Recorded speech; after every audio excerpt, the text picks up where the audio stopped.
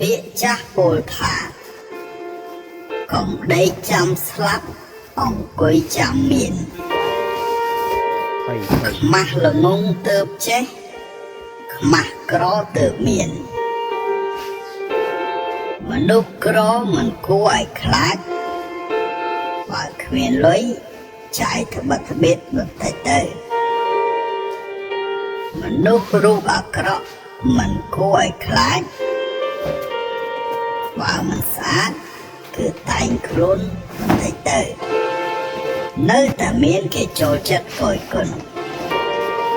មនុស្សគ្មានវប្បធម៌ក៏មិនគួរឲ្យខ្លាចដែរ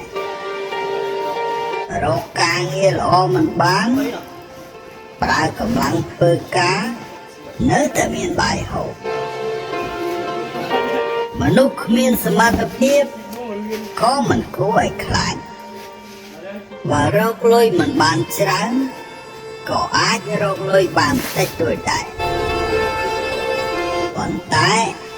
មនុស្សគឺខ្លាចខ្ជិល